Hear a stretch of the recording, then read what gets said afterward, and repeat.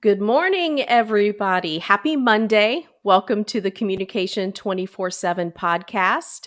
I am your host, Jennifer Furlong. And as you all know, this is where we communicate about how we communicate. So, what are we going to talk about today? What are we communicating about today?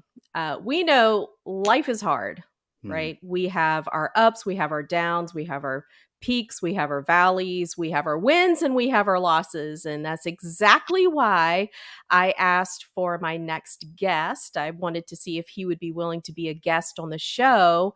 James Heppner. He is a strategic results coach, he is an international speaker, and he is host of the weekly Wins and Losses podcast. His story is inspirational, and I think on a Monday, a lot of us could probably use some inspiration. So, welcome to the show, James. Thank you so much for being a guest. Thanks so much for having me, Jen. I really appreciate it. I was honored. I've dug into some of your work and just honored to be here. So absolutely. Oh, I'm loving it. Before we started the show, I had mentioned I think this is a conversation that many people will probably need to hear.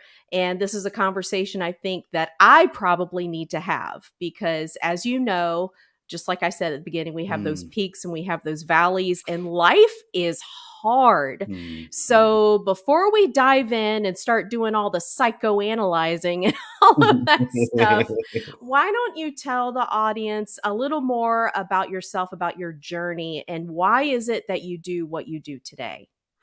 So let's say it this way. Today I show up and I have for the last decade, I've developed an unshakable love of life. And I just love that I get to participate with everything in front of me. But that's kind of almost counterintuitive to how you were queuing it up, which is now let me just say it this way.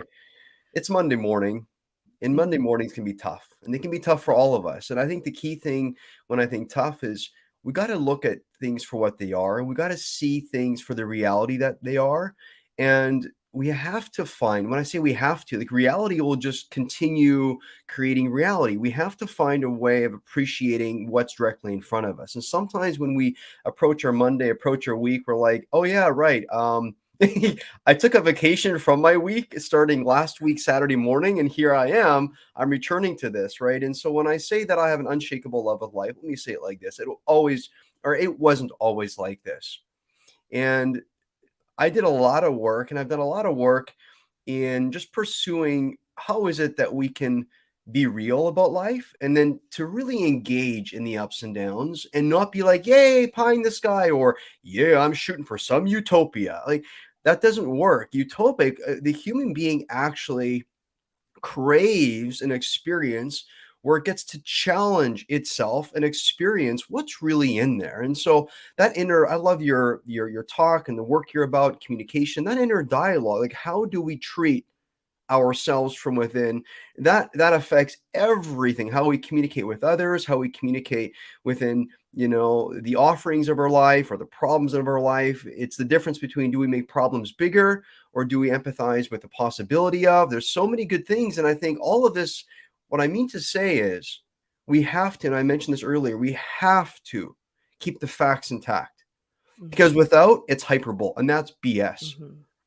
The people that I serve, most of them are already ferocious achieving.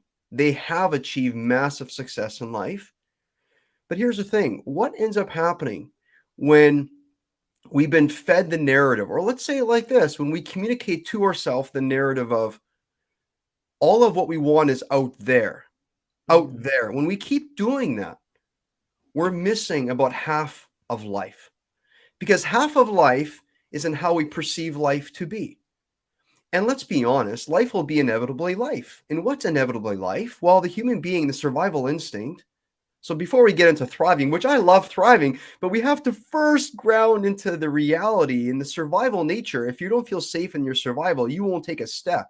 I don't care who you are, you won't take a step into thriving. And the inevitability of life is no matter how you spin it, your body experiences in the moment, am I winning or am I losing? That's just what it is. That's the survival nature.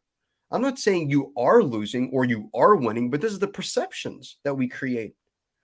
And so when you observe that, ask yourself, listeners, whoever's tapping into the show, ask yourself, when has something ever turned out exactly the way you thought it was going to? Well, that's a rhetorical answer, a question. The answer is never. Meaning the inevitability is life will be what it will be. Meaning you're going to be served on a generous platter the perceptions of many wins and many losses. And about half of what you experience is loss or the perception of. So unless you can utilize and maximize the losses of your life, and this is why people find me, when um, doing life and walking past half of life no longer works looks a bit like somebody who's really achieving, founders, CEOs, owners of companies, really echelon people who are like, you know what, I'm just sick of this striving. Why is it? And this is what they come to me for. They come to me because I'm the less strain, more gain person. Mm. Less strain, more gain. And it's like, how is it that life is actually a setup? It's like what you're saying, Jennifer. You, like me, I'm walking, all of us walking into Monday morning, and it's like, here I stand in front of all of this again.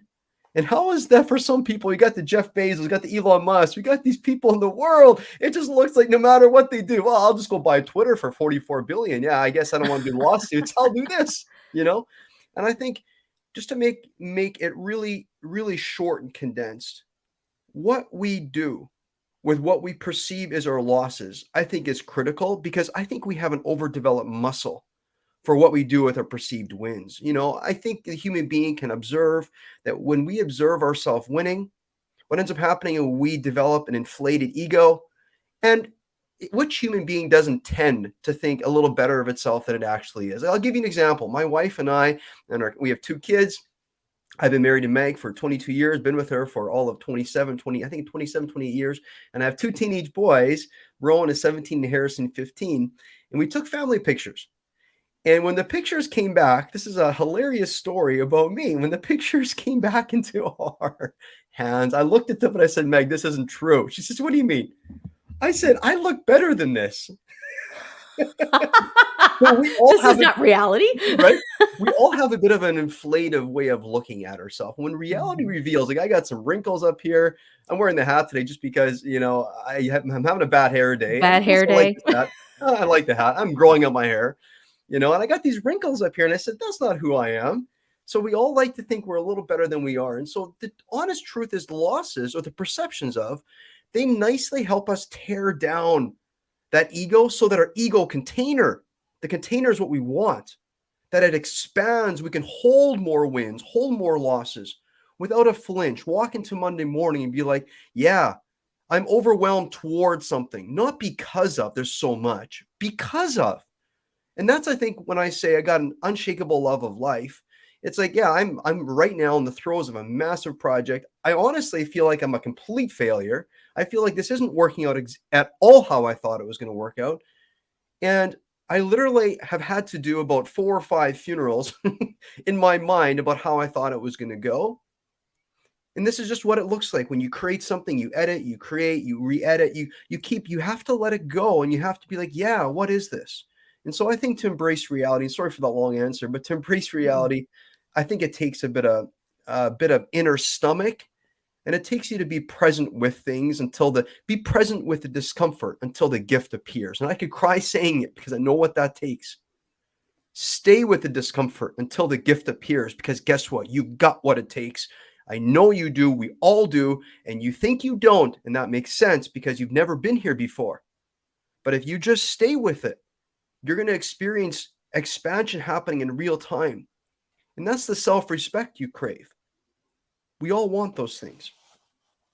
There are so many wonderful points that you just made. I want to take a few minutes to unpack because I think it's critical for many people who might be listening Mhm. to understand how we can take smaller bites of this so that we can take what we're learning here and apply it in our own lives.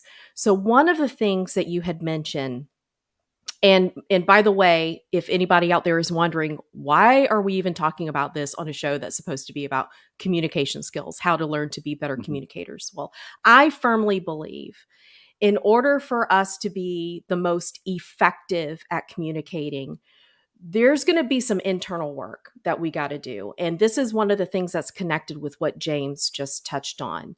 You had mentioned the word perception.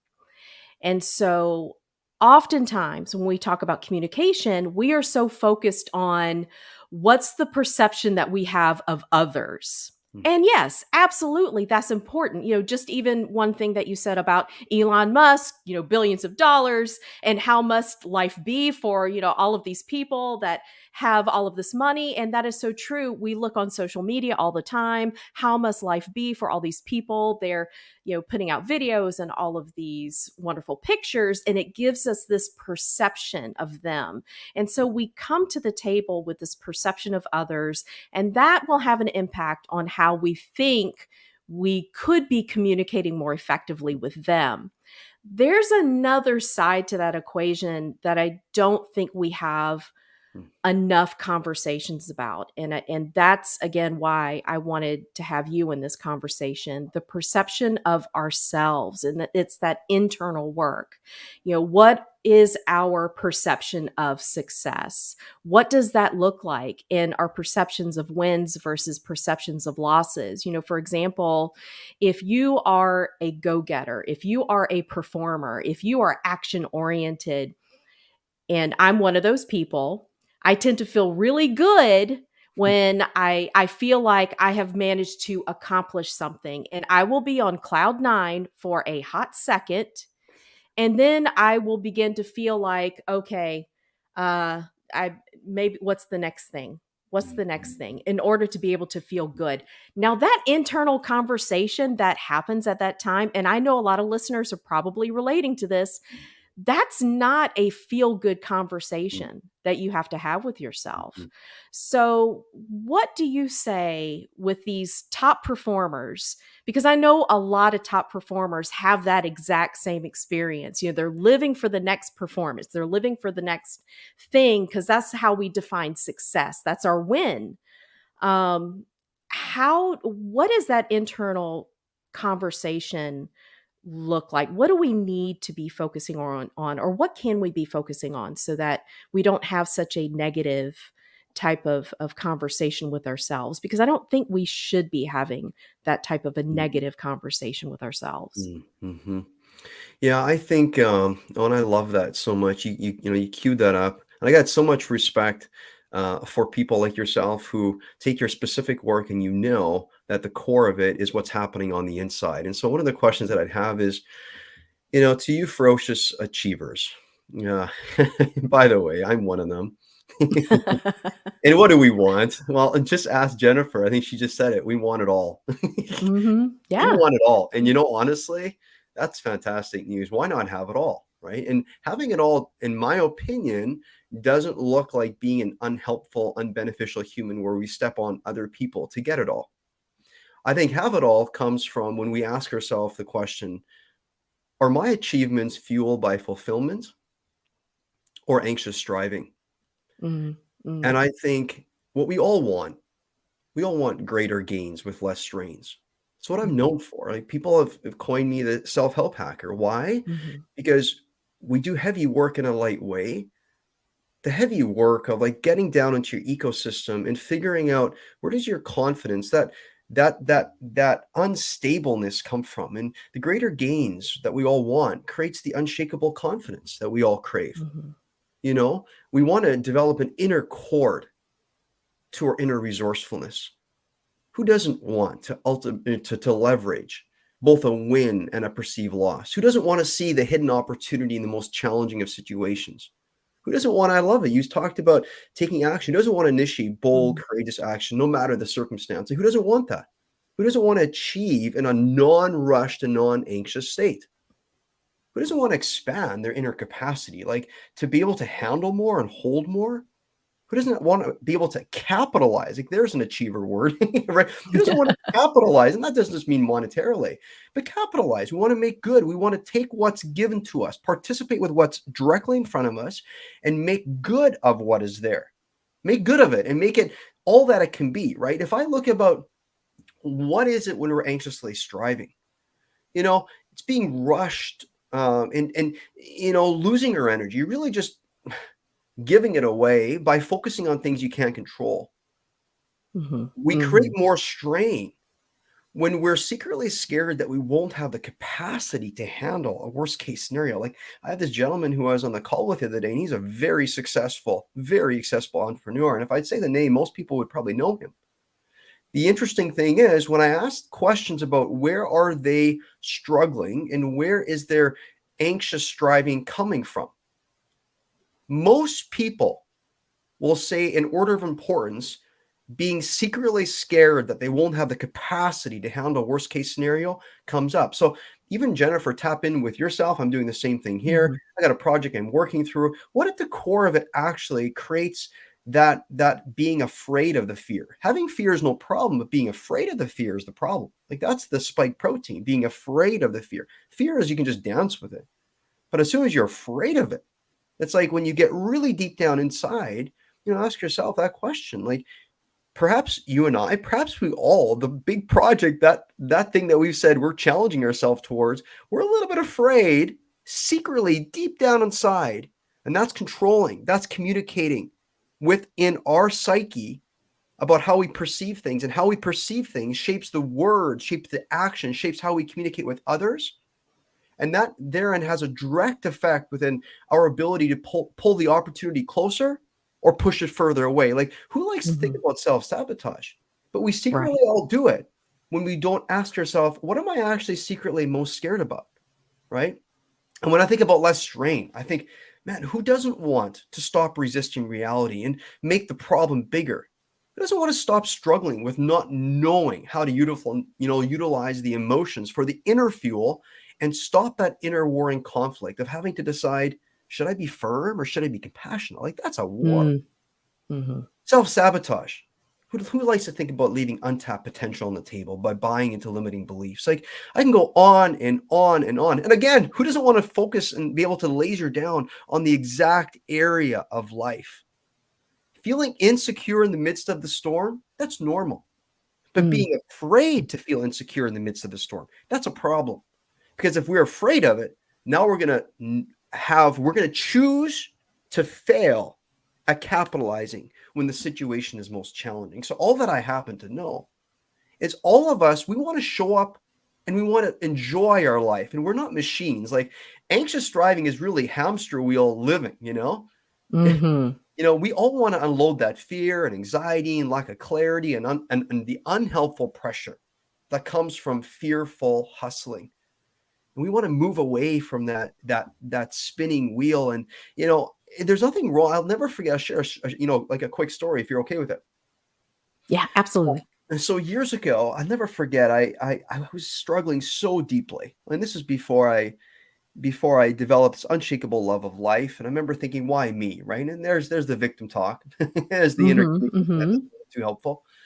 And I found a way, basically, in 2008, because of the pressures that were delivered into our world. I was in real estate. I had a son that was born high functioning, autistic. We went through an audit. It was pretty vicious, to be honest. And I found a way to check out of life. 18 and a half hours sleeping a day, overdosing melatonin and gravel.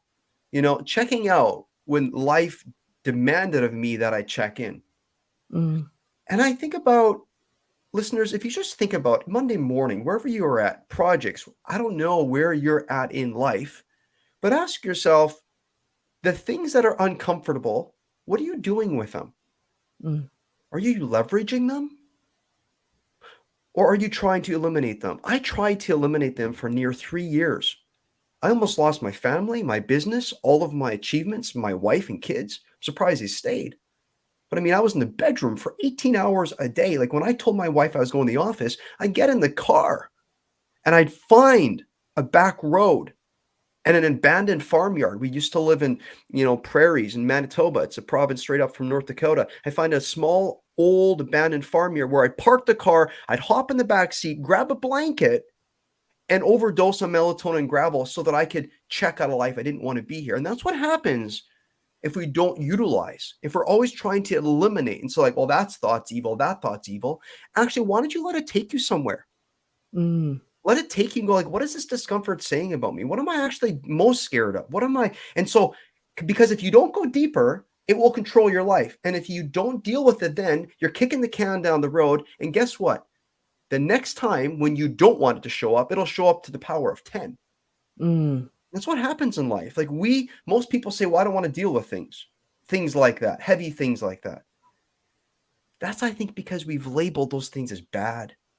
Yeah. Because what do we Yeah. all want? We want to win. We don't want to. And actually, your greatest glory comes when you turn your face towards the darkness and you see in the darkness these beautiful things that are just standing there for you. If you can just for a hot second not flinch and just take them in and let them circulate through you and feel like I realized when I did this work, I could feel how untowards I was towards myself. The Mhm. communication that I had was so not helpful.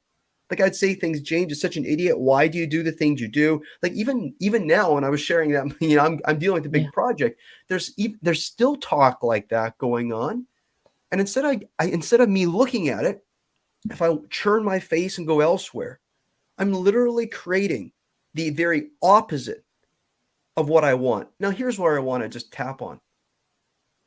We all tend to empathize with our problems more than our possibilities, and that's normal and that's Mm. natural. But until we firstly understand that we do that, and then secondly, do something with that. And when I mean do something with it, it isn't to say we can't empathize with the problem. That's fine, that's fair, but we can't end there. If we stop at that, we're stuck. That's the exact thing that creates stuckness. When we empathize with problems, like why do we hire coaches? Why do we go to events that take us beyond? The simple thing that all of these people and events do is if they're doing it well, they won't just charge past the pain. They'll Mhm. empathize with the pain, and then they'll hold the ego container of that individual, of that event. It'll hold all the pain and it'll stay with it. And then it will begin to have you understand that you can also empathize with the possibilities and the opportunity. And all of a sudden, this is where you connect. The pain equals the opportunity. Pain isn't wrong. It isn't actually even heavy. Pain is this there to say, who actually are you inside it? To be totally honest, your next level of achieving in this world, and again, non anxious achieving, please let me say it this way, is waiting for you there. And this whole story began, and I kind of lost my way, other than I'm going to reconnect it now.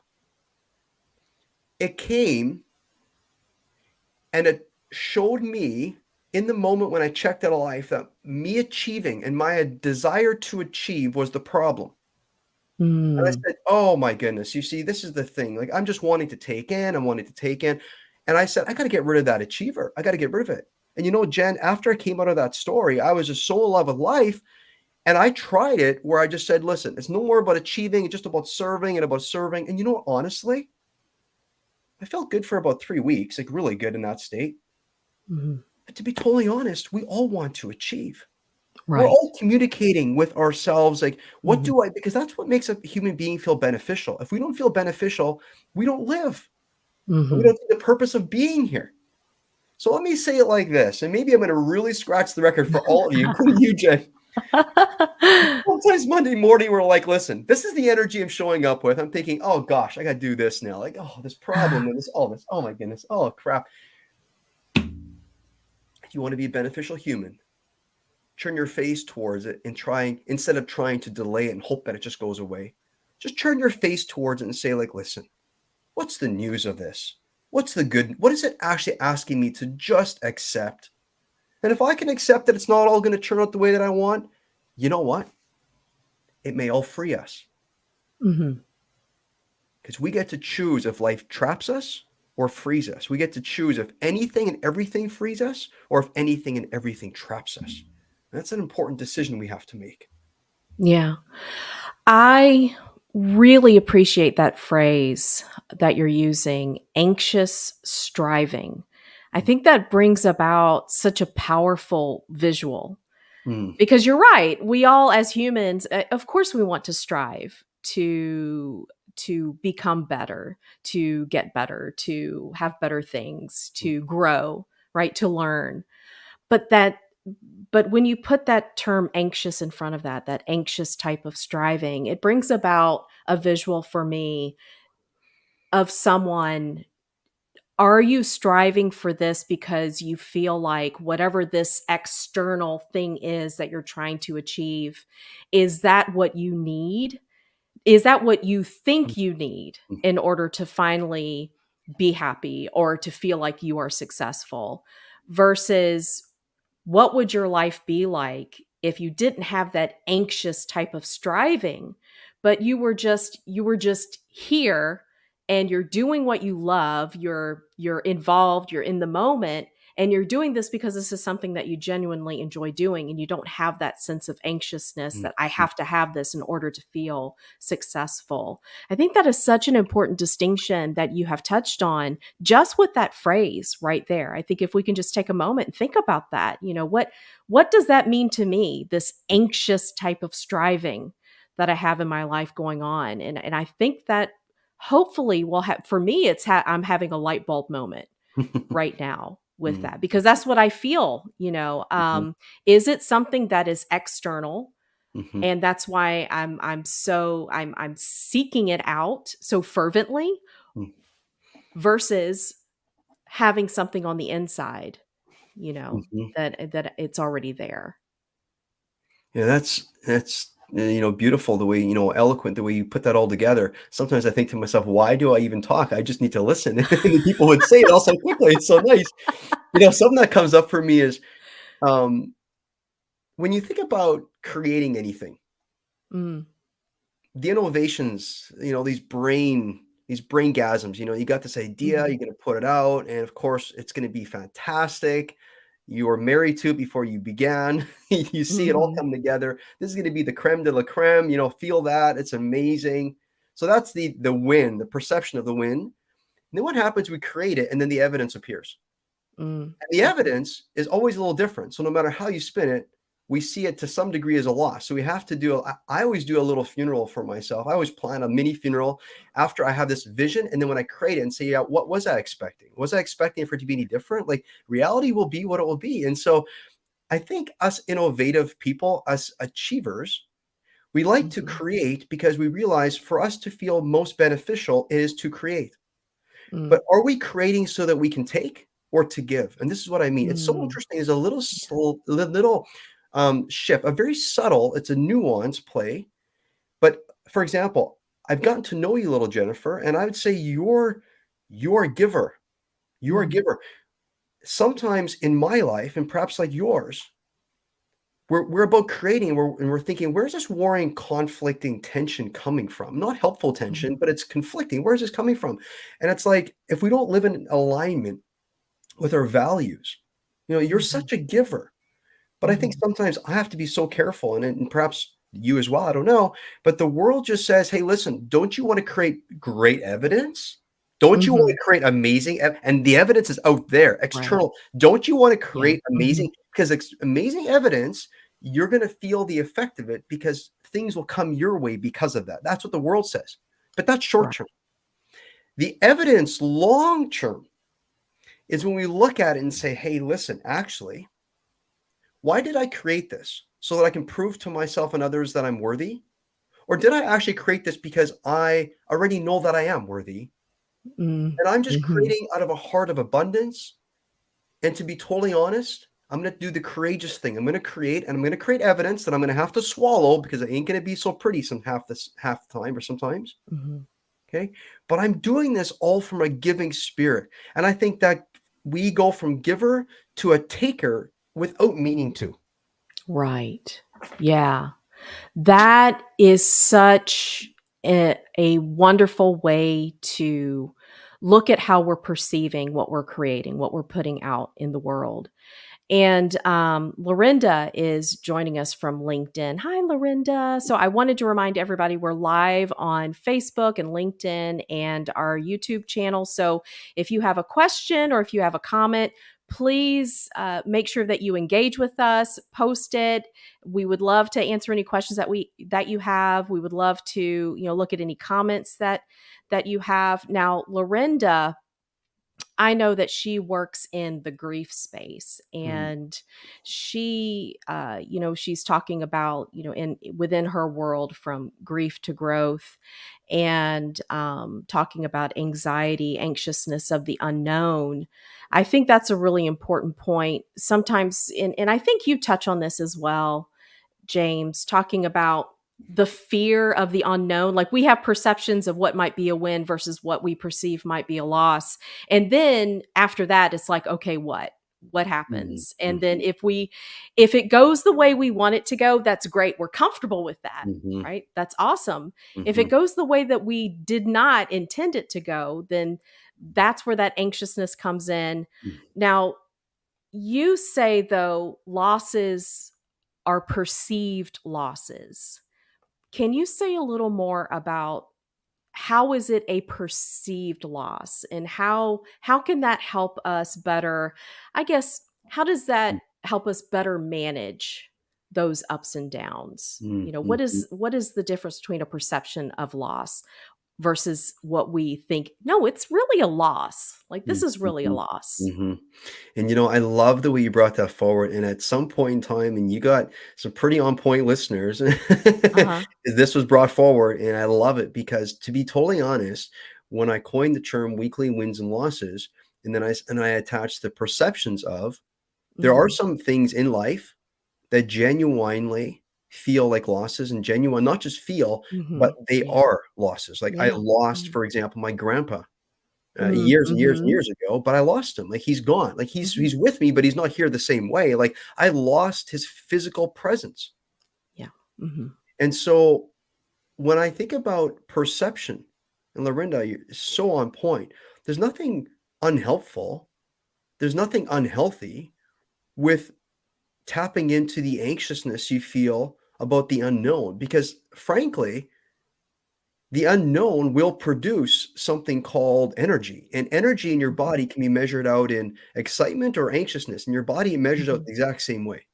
Yeah, it feels the same. It feels the same and actually measures out the same way too. Mhm. So what's Mhm. fascinating is, I'm going to go back to being afraid of the fear, or being afraid Mm, of the anxiousness. mhm. That's the issue. Mm, mhm. Developing the inner musculature, and this takes time. This isn't just like a switch you hit. Mhm. This takes being patient with yourself. Typically, what I found, it takes working with someone, really doing that Mhm. deep work, right? And then, so back to Lorinda's point and tying together what you're saying, when it comes to death, of course we'll get a little anxious because we don't know what's there. To have the fear of the unknown is totally normal. And the Mhm. beautiful thing Mhm. is, it's like, wow, I don't know what's gonna happen. It's actually kind of exciting, not in a Mhm. weird way, but it kind of Right. brings about, like, the invitation for something brand new, Right. and Yeah. it's, like, beyond our reference point. Like, what will I experience, and what will the world be without great Aunt Mary here? I don't Mhm. know, like, Mhm. what would anyway, so, sorry, help me out. You're saying, and help the audience just understand the perception of, just, if you don't mind, just quantify, or just, yeah, say that again, your Yeah, question. no, absolutely. So, one of the things that I think has helped me in figuring out, this anxiousness that we feel and all of this pressure that we put on ourselves to, whether it's win versus our perception of losing, is thinking about, well, is this really a loss? In the grand scheme of things, um, this could potentially be the one thing that needed to happen in order to get to the good that's on the other side. And I think it's very in tune with, a lot of times we hesitate, we avoid having difficult conversations with others because it doesn't feel good, Mm, right? mhm, We mhm. worry about that. It creates that sense of anxiousness in us. And I think it's the same thing when we have this fear of losing, or we have this fear of the unknown, we have this fear of, what if this doesn't go the way that I wanted it to go? We start feeling that sense of anxiousness. And I think it's pretty similar. We will avoid it, kind of like what you were saying earlier. We'll avoid it just so that we don't have to feel, that anxiousness and fear. But if we could look at it in terms of the perception of a loss, and yeah, just like with your example, if a loved one passes away, if you are laid off of a job, if you lose pay because of something, if you have anything taken away, that is a real loss, and you're going to feel that in a real way.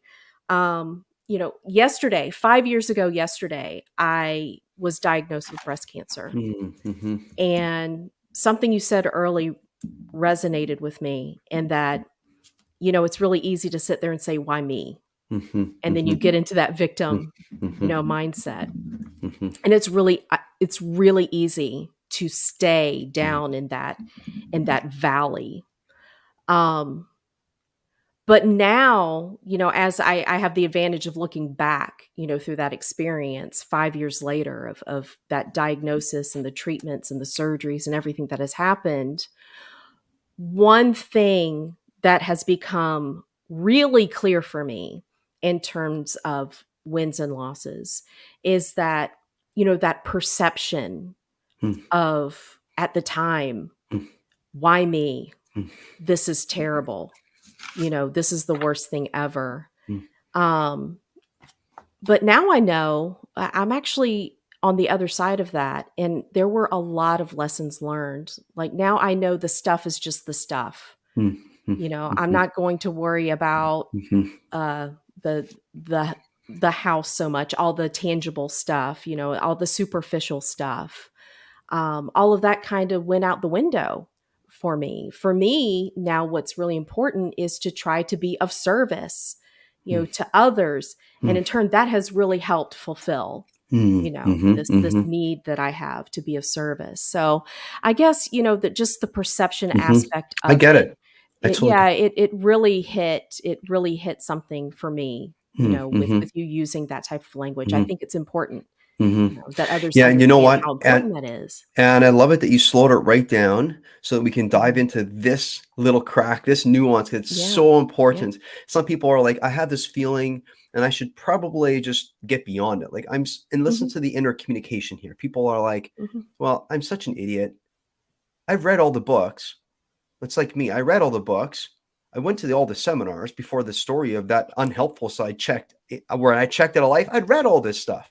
How can I Mhm. deliver this? Why is it that we can't, in a moment of most need, we're scanning and we're going, oh, I need to, no, this isn't the thing. I'm such an idiot. And then, of course, the stories keep coming back and looping her back in the same way. And it brings us right back to those feelings again.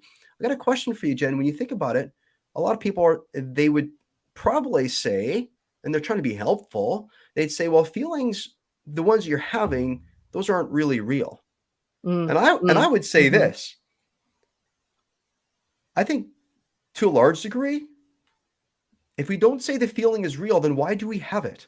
Mhm. Yeah. We Yeah. have it because it invites us. Can we say if the feeling is actually real, not just how we perceive it, but actually real in real life? Can we stomach that? Like, think of the gift. If we can stomach, if it's actually real, like if I feel like a loser, Mhm. if that's how I feel,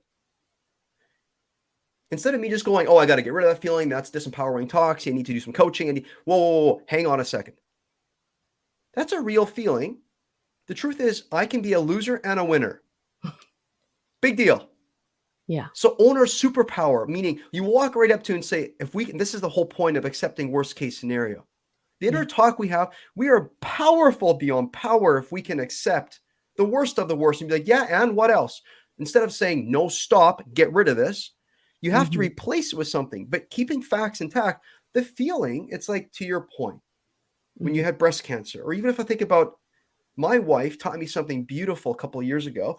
And I realized, and this really annoyed me for so many years, when something would happen and it was disastrous, like, mini disasters that we say are like Mhm. bigger than they are, a cup would fall on our new carpet and Right. milk would be in the cup. I'd be like, oh, goodness, this is the Mhm. worst. Yeah. Yeah. And, and what she would say is she'd be like, okay. And I'd be like, wait a minute. The kids just kind of like walked into the living room and they took the milk and they kind of bumped the table and it fell over. And she goes, okay, what do we do now? And I'm thinking to myself, that's not Mhm. very helpful. The only thing is, I'd be honest, there was a peaceful environment amongst Uh-huh. amongst a situation that could have been super chaotic. And I Yeah. became so fascinated by it and almost hypnotized me towards an environment that was triggering where we were all going to go into flight or fight and all just start screaming. Yeah. She just de-escalated it and we all began to, like, one person went to get a rag, another person went to get soap, one person, and this just naturally happened. And I'm like, how does this Yeah. work? Yeah. Yeah. And I asked her one day, she goes, well, here's the thing. What are we all thinking might happen? And I said, well, I'm thinking it might ruin the rug. It might smell forever. And she goes, exactly. What do you think the boys are thinking? I said, they probably feel like idiots. Exactly. She goes, so they're having a real feeling. You're having a real feeling. And I'm having a real feeling. So what's the most helpful thing to do here? And I said, oh, she goes, see, to focus on shaming yourself for the feeling, listen, let's help ourselves process and then go like, okay, so what do we want to do next? So what she'd always say is, okay, so what do we do now? She goes, and she was totally relaxed about it. Of course, we get the supplies and we take care of all these things. You see, here's what I've realized. I've adopted the word okay. So when something happens, and I have to work with this for years, when a cup falls and it smashes, or I do something crazy and something falls apart in my business, the Mhm. first thing that I've been trained myself to say, and this has taken probably 7, 8 years, I say, oh, okay. And the reason that I say that is because of that milk spilling example. And I Mm. use it because, firstly, I think when we take something and we take a feeling and go tangibly in real life, tomorrow this will be real, and in 30 years it'll be real. Now we're not taking the reality and the realness of the feeling and letting it just stand, but we're Right. letting it spread forward and control our life. And there's 4 words that I actually like to use in this, and I say the first one, when something happens, I say okay, and then I use the word let's see, meaning Mhm. instead of me thinking it's going to ruin the carpet forever, I just say, let's see. Let's let some Yeah. time pass. Let's overdose that little area with soap and disinfectant. And let's see. You never know. See, maybe they say that if you spill milk, you can't get it out, but you never know. This might be Right. different.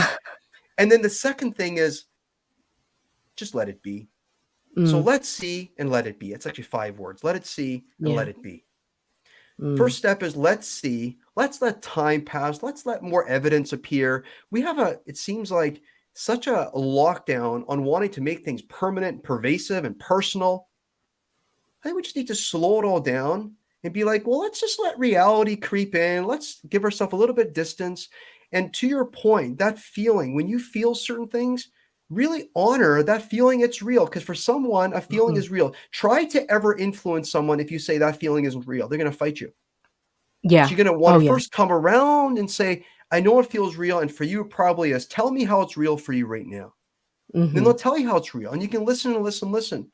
And again, to the point on listen with empathy first.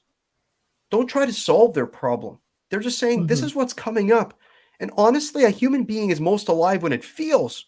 So they go, "How does it feel like when you feel like that?" And they go, "Oh, it feels like shit. It feels like so heavy. What am I gonna do?" And be like, "I know, I know. I get it. I totally Mhm. get it." Well, let's see what happens. You never know. I know we can say things like I once spilt milk, and guess what? They said it would ruin the carpet forever, but for some random happen chance, it didn't for me. But I don't Yeah. know. I don't know what it might be for you, but I'm totally with you on it. So I think, we have to be so careful when we work with other people. We don't just say, well, it's your perception of, and then we just slam them and move along. That doesn't help. Right. We have Yeah. to be like, no, it feels real, and I'm with you. Because in this moment, like I went through yesterday something with my kids, and I felt like literally it was the shit. Like it'll never get Mhm. beyond this. This is how they are. They're choosing to disrespect and not honor life. And I mean, they're great kids. You know Mhm. what? I just gave it a night. So I activated the let's see. I allowed more evidence to appear. And actually, what's the evidence? I just slept. I woke up with a new perspective. And what I Yeah. realized, I woke up thinking to myself, you know what? Just let it alone. Meaning they're old enough, they're just wanting to experience life. And James, you were once tasked with leading them in all ways, and you still are to some degree, but they want to experience reality in their own way. So they're Mhm. nicely saying to you that they're not going to have you just create their life experience anymore, all of. Yeah. Yeah. So I don't know if that's making any sense, but I just wanted to really go back to your feelings are real, and that's beautiful. But in how not to let them go beyond the beauty that they are. You touched on something really powerful right now, and I want to reiterate it because in communication, again, focusing on how we communicate with others, a powerful tool that we can use is the pause. And that's what you're talking, that's why I loved when you said your wife said, okay, that forces you paused in that moment. Okay. And so what happens, and I think this is so great we're having this conversation. I think it's going to be useful for a lot of people because now we're talking about this internal dialogue that we have. When we're feeling frustrated, we're feeling anxious about something, we're thinking we're going through this loss right now, and we're all up in our feelings. And that internal dialogue, if we start with okay, and we pause, and what that is doing is that's giving us a moment. A lot of time when we have that fight or flight response, right? We're going back to just basic biology here. What happens in our brains? Mhm, We're mhm, upset about something, we're frightened about something, we're anxious about something. We're not using the logical front part of our brain at that mhm, moment, right? We go back to the amygdala, right? And now we're reacting with our mhm, emotions. But if we practice that, okay, and give it a moment mhm, and pause, that gives you an opportunity for that to shift now, mhm, so that it takes it from that emotional state into eventually into, let's phase it into, all right, now let's start thinking about this logically. And it's not that you are not recognizing the feelings. You're recognizing the feelings, absolutely feel those feelings. But when it comes to actually making decisions at that time, and how you're communicating with mhm, yourself, I think it's really important to mhm, be able to know, maybe I need to shift my thinking right now, move it from the emotional brain to the logical brain, and give myself that moment.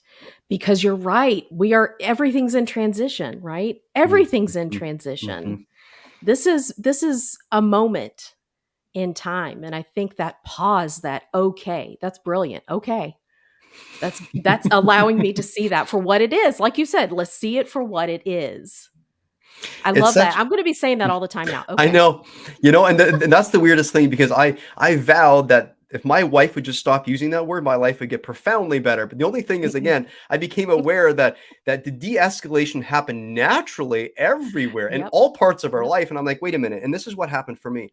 Why am I saying that she's doing it for our family when she's modeling something that she's entrained herself, obviously, to do? Perhaps we can all do this. And in the beginning, when I said okay, it felt really weird. I'm like, no, but I want to be angry at this, right? And I'm like, well, Yeah. what? And so I just started using it more. And now, honestly, the worst of worst can happen. And I've entrained my subconscious to say that and be in that state before I even have a chance to react. The first thing Yeah. that I do, my act of rebellion, is to say, okay. And I just take a step back and literally, so the power of the pause, I lean back in my chair, meaning I have a feeling the myth of rationality is everywhere. Mhm. Mhm. 98 science proves 98% of our life experience is emotional, 2% is logic. Mhm. So we have to learn how to use our emotions well and how to Yeah. utilize them well. Mhm. So in my opinion, if you have an emotion, the worst thing to do, the thing that you don't want to do, the thing that's going to make you an anxious driver to the hilt and make it that you become a taker versus the giver that you are, is when an emotion comes, you go, I gotta attack this faster, further. I gotta go harder. Mhm. No, slow down, take a step back and go, I own me. Watch this. Okay, Mhm. take a step back, just process. Because if you don't, what tends to happen, we get overwhelmed Yep. about life. And reality is that emotions are overwhelming us towards certain things. And if we take a pause, we'll see exactly what that emotion, the gift, how that emotion taps into helping our logic move us forward. Because the only thing Mm. that emotions are is they are priming tools to help us take next proper action. But that Mhm. means we have to lean into them. And the pause lets us do it. Yeah. Yeah. Maximize the emotion so that, like you say, when we get to a logical state, we can Mhm. actually make decisions without fear. And no, that's powerful. I love it. I love it. Yeah, yeah. I know that this is transition, like everything's temporary. This too, the saying, this too shall pass, right? This is a moment in time. You have a quote on your profile that I love. It, and you say, "My joy is not for sale." Mm, Can you say a little bit about that? What do you mean what do mm, you mean by that? Because I think mm. there's something that we could all probably take from that. Well, I'll say it like this. Back in 2008, that was the financial crisis. I was in the real estate sector, and I think I already mentioned and shared I had a son that was born with high functioning autism. And Mhm, make a story real quick. I was raised in a home where my dad is all about serving people, yet I think what he desired most is finances. And so they always say that a human being will be led by desire more than demand. So my dad mhm, taught me how to be a good boy all the time. mhm, The only thing is what I perceived he wanted most, so the desires of his heart, was finances. And so what's mm, interesting is when I was 24, I started my first company and we built custom homes. We shipped them throughout the United States and Canada. And I became quite successful, to be honest. I'll never forget the first million I had in my bank account. From there, it just kept growing. And I wanted to really stay humble. But of course, when 2008 comes around, the phone stopped ringing. And of course, you begin to think you're a fallacy. You begin to think that, it's a one luck wonder. And so, listeners, just feel today interest rates rising, inflation. There's probably some, added financial strain to, and no matter how successful you are, I don't care if you have 3 billion, if you once had six and it's now three, you're going to feel the same level of strain. It's all the same for all of us. And ask yourself the question, where are you willing to sell your life experience to the highest or lowest bidder because of something financial? And that quote that you just read, my mhm, joy is not for sale.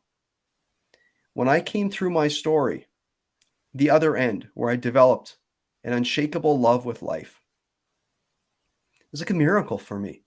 mhm, And the miracle came because I asked myself, what lesson did I learn through all of this?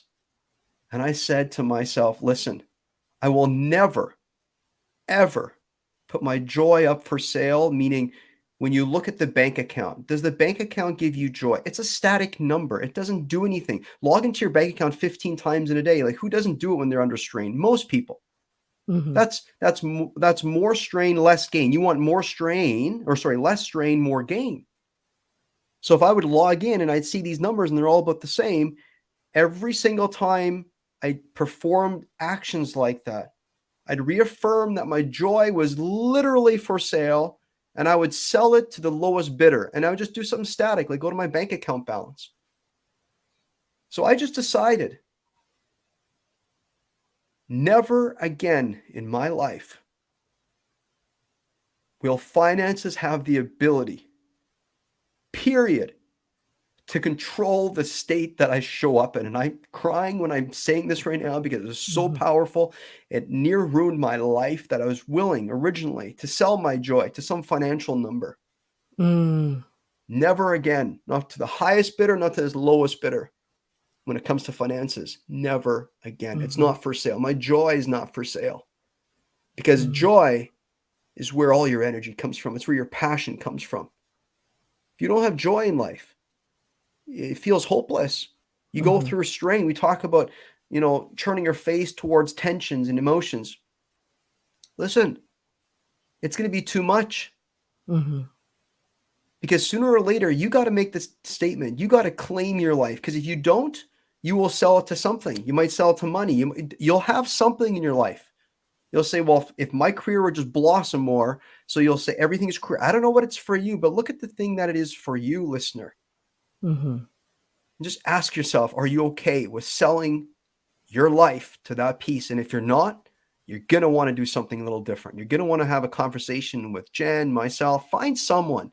I don't care who you find, but find someone, a good human being that's going to get into your wheelhouse and want the best for you, take you there, further, faster, without hurting anyone. Yeah, that's right. No more hurting yourself. mhm, No, no more. You got to find someone that's willing to do it. And you got to be willing to say, yeah, the truth is I have been putting my joy up for sale. mm. That is so powerful. That is amazing. James, is there anything else that you would like to highlight for the audience, or a question that maybe you were hoping I would ask that I haven't gotten to? You are so good. The screen is dark green. Today in Canada, it's the color dark orange, and that's my brand is dark. It's Thanksgiving, so but I do have a page on my website that's also your color green. So we were nicely connected, Nice. which is beautiful. Yes.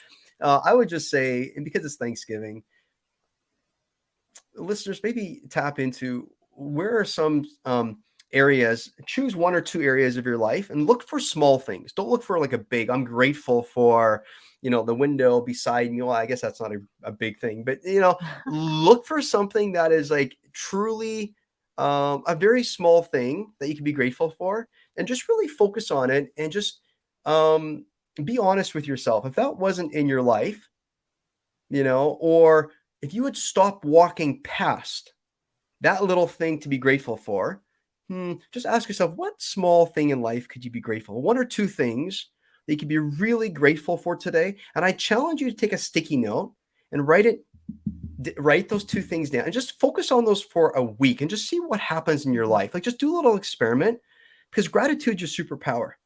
Mm, We so often, they say the human being actually focuses on what it has perceived its loss, or what it's actually lost, and how to regain it, more than the opportunity. So it's always looking at cup half empty. It's always mm, thinking it's about running on fumes. mhm, And so I think if that's how it is, then that's how it is.